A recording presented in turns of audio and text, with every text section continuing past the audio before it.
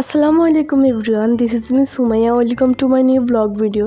আজকের এই ব্লগটায় থাকছে সম্পূর্ণ আমার সাদামাটা ঈদ নিয়ে। তো চলো শুরু করা যাক। এটা হচ্ছে আমাদের বছরের শেষ রমজানের বিকেলবেলার ক্লিপ। তো ওই দিন আমি ইফতারের আগে এক হাতে মেহেদি পরে নিয়েছিলাম, তারপর চলে গেলাম ইফতার করতে। এখানে আমরা পরিবারের সবাই মিলে ইফতার করে নিয়েছিলাম। আর ইফতারের আইটেমের মধ্যে আমার বেশি ভালো লাগে এই ঠান্ডা ঠান্ডা তরমুজ আর শরবত। এটা ছিল বেলার শরবত। এইখানে আবার আমাদের গাছের পাড়া তাজা ডাবও ছিল। আর এটা হচ্ছে ইফতারের টপার, কুমড়োর চপ। তারপর ইফতারের শেষে রাতে ছোটদেরকে বসে মেহেদি লাগিয়ে দিয়েছিলাম। এটা হচ্ছে আমাদের 3 ভাই বোনের মেহেদির ফাইনাল লুক। তারপর যে যার মতো রাতে খেয়ে টেয়ে শুয়ে পড়েছিল। আর আমার না কেমন জানি মন ভরতেছিল না যে এক হাত খালি এক হাতে মেহেদি দাও, তারপর আমি আর এক হাতে কোনো রকম মেহেদি দিয়ে দিয়েছিলাম। আর মেহেদি শুকাতে শুকাতে কী করবো ভেবে পাচ্ছিলাম না, তো ফ্রিজ থেকে একটা চ্যাপটা গলে যাওয়া আইসক্রিম বের করে নিয়ে খাচ্ছিলাম। আর এখানে অলমোস্ট রাতের 1:30টার বেশি বেজেছিল। তারপর ঢং করার জন্য ওই গলে যাওয়া আইসক্রিমটা রেখে একটা সুন্দর কোন আইসক্রিম নিয়ে নিয়েছিলাম। তারপর আলহামদুলিল্লাহ ঈদের দিন চলেই আসলো। সকালে উঠে আমি গোসল করে তারপরে সেমাই খেলাম। এই সেমাইয়ের মাধ্যমে মিষ্টি মুখ করে আমাদের মুসলিমদের ঈদটা শুরু হয়, যেটা খুবই স্পেশাল আমাদের কাছে। তারপরে সেমাই খাওয়া শেষে চলে গেলাম ঈদের নতুন জামা পরতে। আর এটা হচ্ছে আমার ঈদের প্রথম জামা। আর এটা হচ্ছে ঈদের দ্বিতীয় জামা, মানে হচ্ছে এটা পরে আমি ঘুরতে যাবো বিকেলবেলায়।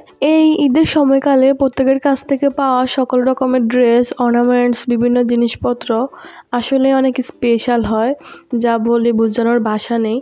তারপর এখানে আমি আমার ড্রেসের সাথে চুড়ি সিলেক্ট করতেছিলাম যে কোনটা আমার ড্রেসের সাথে ম্যাচ যাবে। তারপর অনেক খোঁজাখুঁজির পর এই চুড়িটা পেলাম। এটা আমার ড্রেসের সাথে একদম মিলে গিয়েছিল।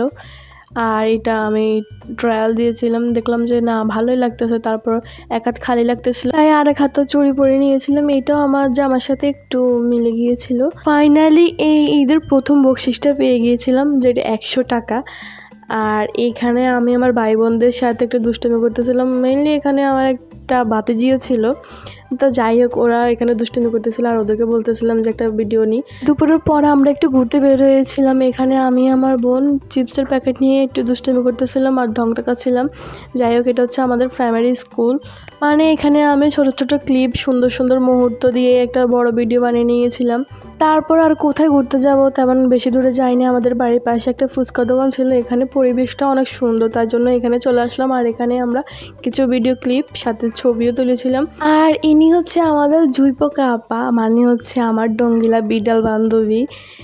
আর এইখানের পরিবেশটা আসলেই অনেক সুন্দর ছিল। মানে মানে আর্টিফিশিয়াল পরিবেশের থেকে এই প্রাকৃতিক পরিবেশটা অনেক মনোমুগ্ধকর। ওনাদের ফুচকার দোকানের ভিতরে বসার জায়গা ছিল, কিন্তু আমরা বাইরে চলে আসলাম এখানে অনেক আলো বাতাস আর সুন্দর পরিবেশ দেখে। তারপর আমরা আমাদের ফুচকার অর্ডার দিয়েছিলাম। আর কিছুক্ষণের মধ্যে আমাদের ফুচকাটা চলে আসছিল। আর ফুচকা আসার সাথে সাথে তো আমরা গাপুস গুপুস করে খাওয়া শুরু করছিলাম। মানে ভাবা যায় দীর্ঘ 30 দিন পর আমরা ফুচকা খাচ্ছিলাম। যাই হোক, এটা হচ্ছে মেয়েদের একটা ইমোশন, এটা না খেলে চলেই না। তো ফুচকা খাওয়া শেষ করে আমরা এখানে বসে কিছুক্ষণ আড্ডা দিয়েছিলাম। আর এখানে আমার বান্ধবী আর আমি কিছু ঢং করতেছিলাম।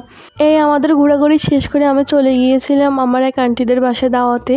তো ওইখানে গিয়ে আমি বছরের প্রথম আম খেয়েছিলাম। আর ওনাদের ছাদের উপরে ছিল অনেক বড় একটা আম গাছ, যেখানে মাশাআল্লাহ অনেক আমই ধরছিল।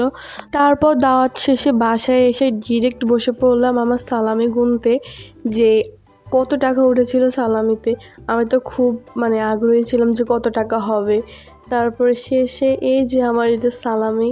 এবার ঈদে বড় একটা ব্যাগ নিয়েছিলাম, ভাবলাম যে বড় ব্যাগটা ভরে সালামি পাবো। এই যে আমার সালামি। আমার এই সুন্দর সুন্দর মুহূর্তগুলো আমি সাজিয়ে ভিডিওটা বানিয়েছি, যেটা স্মৃতি হিসেবে থেকে যাবে। তো আপনাদের কেমন লাগলো জানাবেন। আল্লাহ হাফেজ।